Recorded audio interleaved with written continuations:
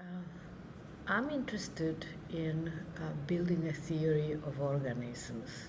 In biology, we have a general theory, that is the theory of evolution, that is about the long time scale, that is about precisely that, phylogenesis.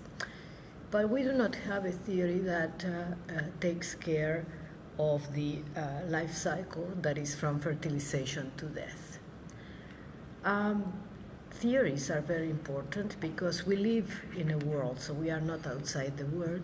So we cannot take a cosmic exile to really observe the world. We are inside, therefore, we need a way to objectivize what we observe. And we can achieve that through the framework of a theory. So theories are very important.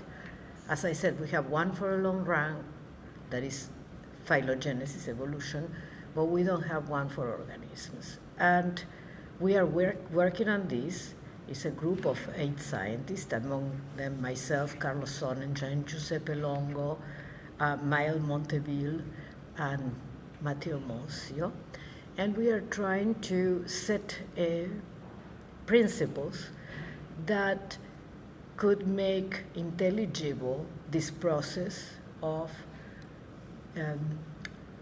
organogenesis, for example, and with a few principles. So we have identified 3 principles. The first principle, that is derived from the cell theory, is that cells are agents. That is, they are able to produce activity on their own.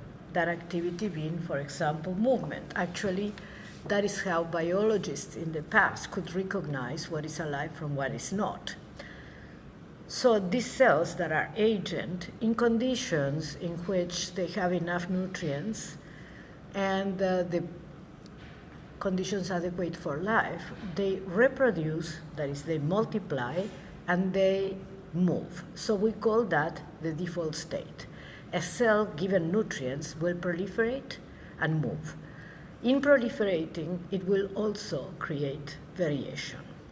So we have this first principle we call the default state of cell proliferation with variation and motility. Then we have a second principle that we call principle of organization that creates function, that through a mechanism that is called closure of constraints.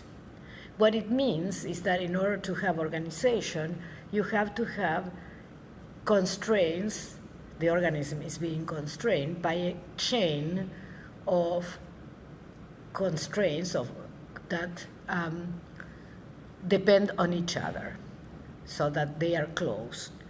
And then we have a third principle, that is the principle of variation, that postulates that every morphogenetic process is a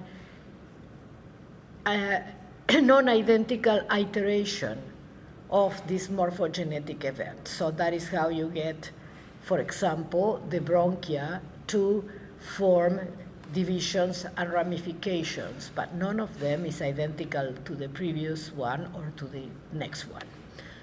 Now, this is in a nutshell, really. When you want to explain something like, for example, morphogenesis, you start, say, the formation of a gland.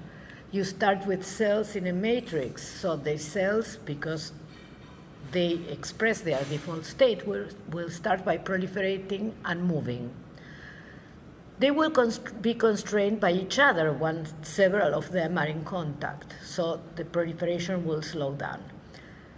Because they modify the matrix that surrounds them, they also constrain the matrix, and in turn, they change the construction of this matrix in such way that they organize collagen fibers. Those collagen fibers have 2 functions. On the one way, they allow movement along the fiber. On the other hand, they block movement perpendicular to the fibers. So when you start having all these factors, you will have cells impinging on another cells, cells impinging on fibers, fibers impinging on cells. So you see that creates a closure of constraint, and the result of that is the formation of a structure.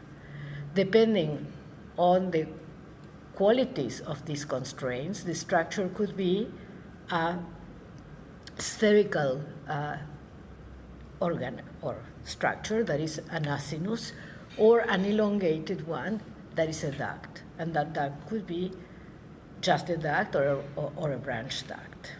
So this is, in a nutshell, the theory that we are postulating, and that has served these principles for the mathematical modeling of mammary gland morphogenesis.